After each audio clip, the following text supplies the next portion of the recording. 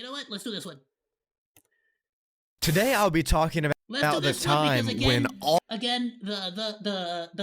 ASIC research video showed like all the rooms, the lights turning off, and then they got chased by something, which is kind of cool. And maybe maybe we might learn something here from it. I know that the wiki and the official and then this one, they're all different freaking canons, but sometimes you can get ideas. All the lights inside the Backrooms mysteriously went out and didn't come back on for months. This event is known as the Flicker, and you better hope it never happens again inside the Backrooms unless you enjoy being consumed by smilers. To fully understand this phenomenon and the Flicker as a whole, what it is, what happened, I'm going to take you back to the beginning and explain the entire sequence of events. On the morning of February 1st, 2016, everything was pretty normal inside the Backrooms. As normal as you can get. The lights were buzzing, the loneliness was normal, the creatures were where they should be, and everything was pretty usual. Until later in the afternoon on that day. All the electricity and all the lights suddenly went out with no warning. Indoor levels lost their lights, and outdoor levels lost their moons and suns. Everything was pitch black in just a few seconds randomly. This turned the Backrooms into a time outdoor levels lost their moons and suns. Everything was pitch black in just a few seconds randomly. This turned in just a few seconds. Okay.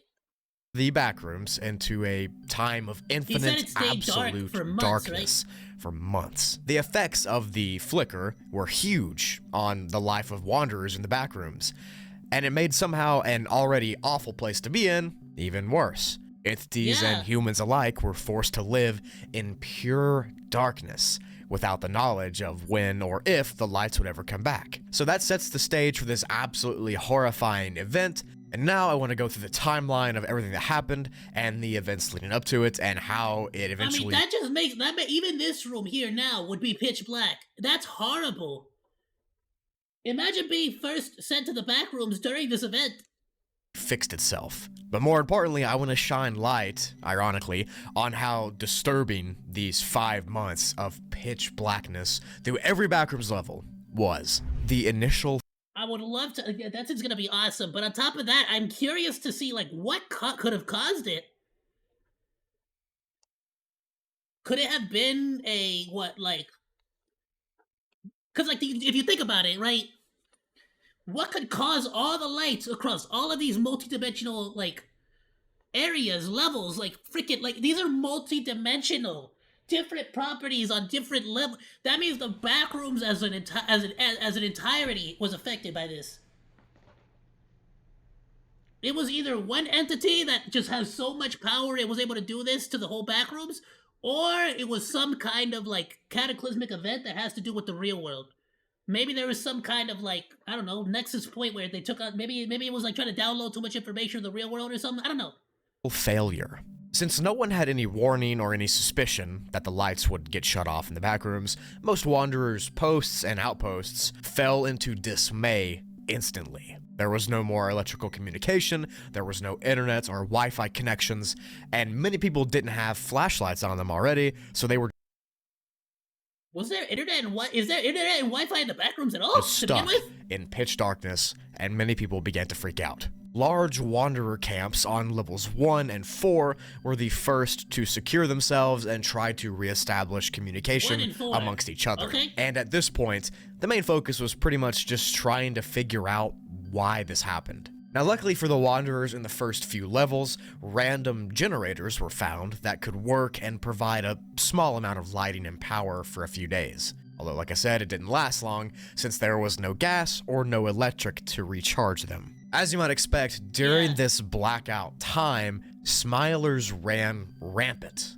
They were all over the place, and they were even in levels where they shouldn't be, or they usually didn't venture into, as well as people who were already low on sanity or were about to lose their mind, or if they were lost and alone in deep levels, they would succumb to the wretched cycle much faster than normal, since there was no light at all. So you had a bunch of smilers running around, you had complete and utter darkness, you had people turning into wretches more often, everything just got worse. As these weeks of darkness turned into months, many groups completely and utterly vanished and still have not been seen to this day. It's as if they walked out of bounds and were consumed by the Backrooms. As another month of confusion and danger passed, the generators all eventually— Dude, what if that's what it is? What if this is the Backrooms, like, answer to, like, too many people in the Backrooms?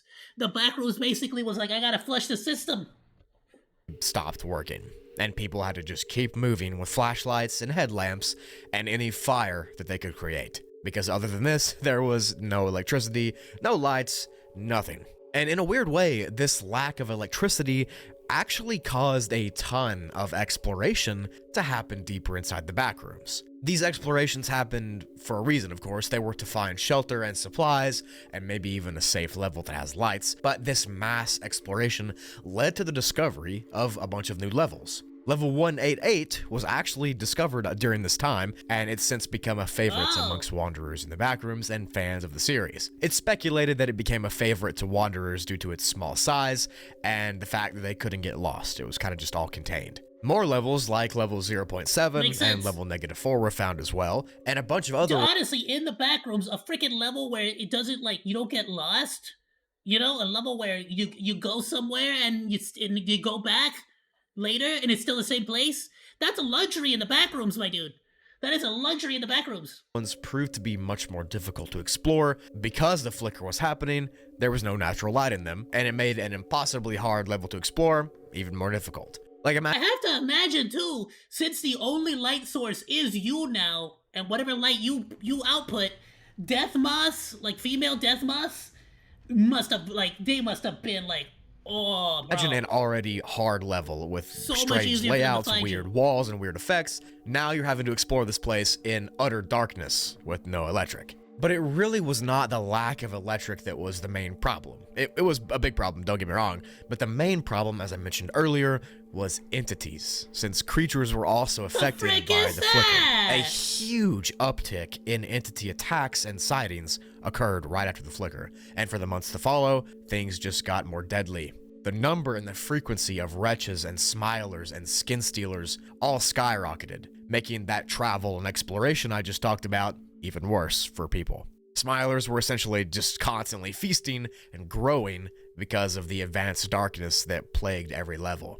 Months and months of pure pitch black darkness passed. People continued to die, entities ran rampant, safe levels were no longer safe, and everything was continuing to collapse.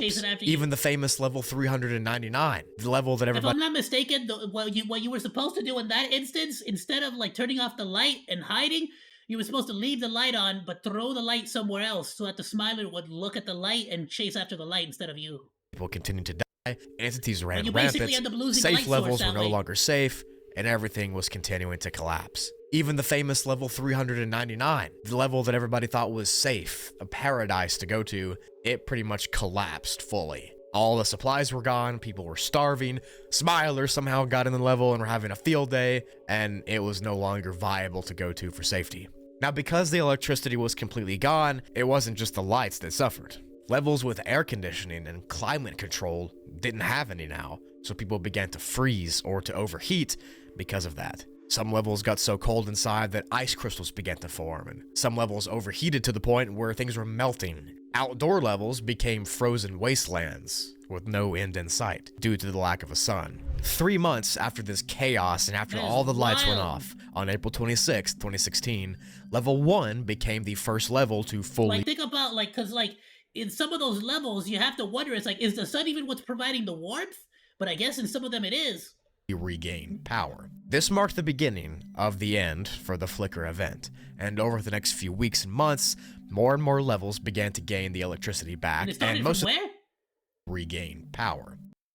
3 months after this chaos and after all the lights went off, on April 26, 2016, level 1 became the first level to fully regain power. This marked the beginning of the end for the flicker event, and over the next few weeks and months, more and more levels began to gain the electricity back, and most of them eventually got back their power. However, a surprisingly large number never regained electricity, and if they did, parts of them could still remain in darkness. Now that the blackout is over, several levels, like level 3, have had their day and night cycles completely changed and turned upside down. Most day and night cycles now fluctuate randomly, and they have less stability, and you can't really guess when they're going to happen. Many levels are also in a state of disrepair due to the panic and the influx of wanderers traveling through them, and entities as well.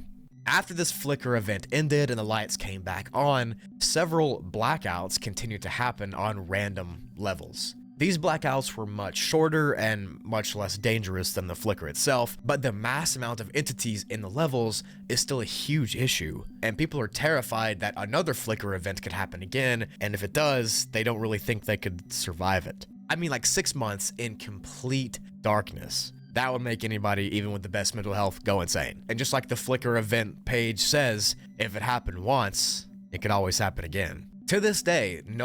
It's like something now that exists in the back of your head, no matter what level of the backrooms you're in. If a flicker event happens, you're screwed.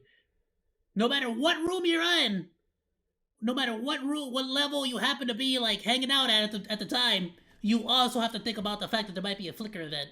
My question becomes, in certain rooms, where, like in the room with the Victoria house where they have like the sun room, that where the light gets so overpowering that it could destroy you, what happens if you accidentally go in there during a flicker? Would there be no sun, no light?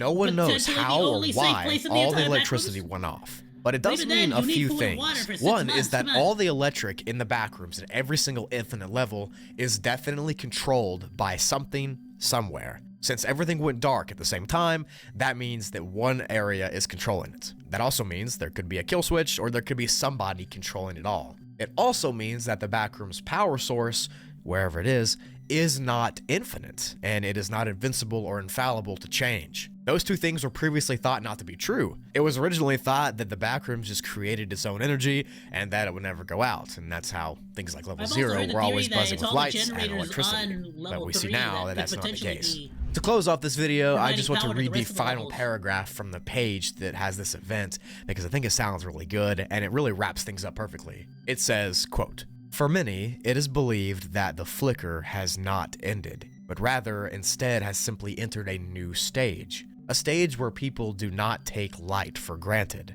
where danger lurks around the corner. A stage where wanderers are now armed and ready, trade routes and communities and outposts are heavily guarded, and where communities tread lightly." So that's it for the video. Thank you for watching. I hope you enjoyed it.